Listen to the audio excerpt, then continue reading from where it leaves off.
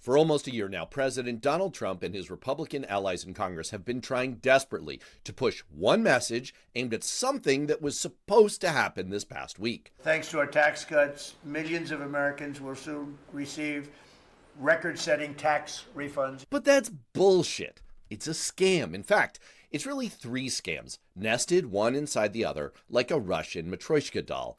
And the third one is the real trap, and I'll get to that in a minute. Scam number one is a line that Trump and his allies have been pushing ever since they forced the so-called one big beautiful bill through Congress last summer. You're going to get a lot of tax refunds, with the average refund expected to be over $1,000 higher. But of course, that's not what happened at all. New IRS data shows the average refund is up by about $350 compared to this time last year. But here's the catch. That bigger refund may not actually be extra money. It could just mean that you overpaid throughout the year. That's right. The average is actually only $350, and even that's overinflated, and worse, the word average is doing a lot of work in that sentence.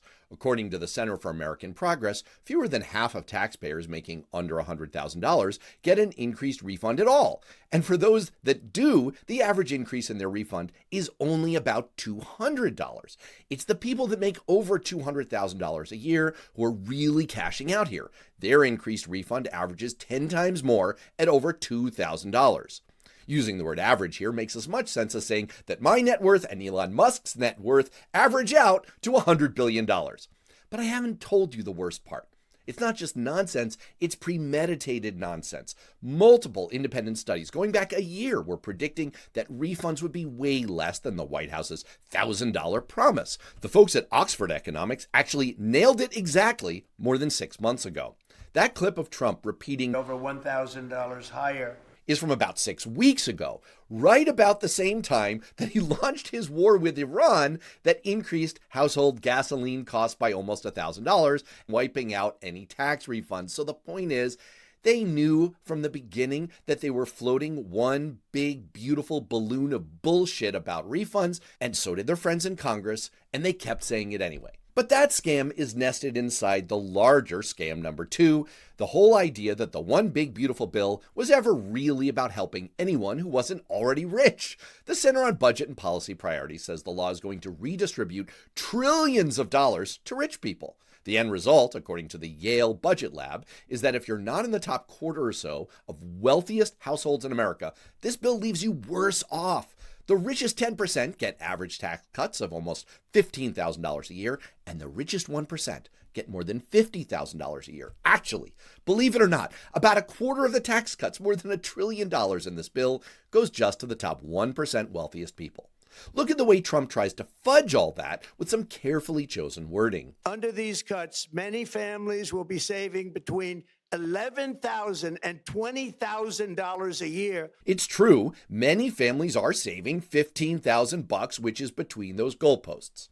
Many wealthy families, just probably not yours. The same guy who perpetrated giant consumer frauds, including stealing from a veterans charity and running a fake university, is now running a tax scam that's the literal definition of a bait and switch. Have you ever seen an amazing deal advertised, only to find out that the product is not available? This tactic is known as bait and switch. One of the biggest middle fingers that Trump is giving is to his own supporters. Trump's one big beautiful bill increased the tax deduction for state and local taxes, which mainly helps high-income households in high-tax states.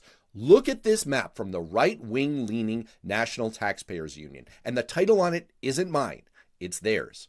That's right. This bill is literally taking hundreds of billions of dollars from taxpayers in red states and giving it to taxpayers in blue states. It's a Republican version of the New Deal. Yeah, a raw deal for your voters. But all of that sits inside the third and biggest scam, as Admiral Akbar said.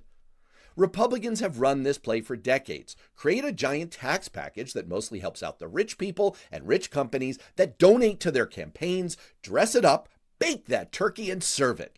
And then just dare Democrats to oppose it. And of course, we do, because we're addicted to arithmetic. We can't help point out the absurdity, but because it's complicated and it does involve a lot of math and smoke and mirrors and jargon, What people hear over time is the message that Republicans want to lower taxes and Democrats want to raise them. So even when individual plans like this are unpopular, and this one was viewed negatively by a giant 30-point margin, and it got so bad that the White House told congressional Republicans, please stop calling it the one big beautiful bill because people hate it so much. In the long run, the playbook still works because it reinforces the idea that Republicans are generally better on taxes. And with new polling showing that almost 70% of voters still think the taxes they pay are too high, you can see how when it all comes out in the wash, it can still turn into a win. Here's a perfect example. Trump likes to talk about one piece of this bill. No tax on overtime. And to be clear, that's bullshit. There's a ton of fine print. The deduction applies only to certain qualified types of overtime, not to all of the extra pay, but only a part of it. The deduction is capped and it phases out. But if Democrats get caught trying to explain all that, they lose against the much cleaner and simpler no taxes on overtime slogan. So the challenge, of course, is to avoid the trap by finding a way to say, we love tax cuts that actually help the middle class, so why don't you get rid of all the other garbage and actually do that? And that's really the sad part of all of this, and maybe the biggest scam of all. Because if Trump and the Republican leaders who do whatever he says truly cared about a giant tax cut that would help the middle class and take on the affordability crisis, the kind of thing that I could support and that my Republican co-host Matt could support, there's plenty of great ways to do that. Expand tax help for childcare, or the existing child tax credit, or increase the standard deduction even further. The bottom line is, this isn't a case of a little political rhetoric. It's a nested scam where the White House is presenting a big, beautiful flower to the public. Then they break off all the petals and hand them out to their friends. And the rest of us are handed what's left, which means the rest of us get the shaft.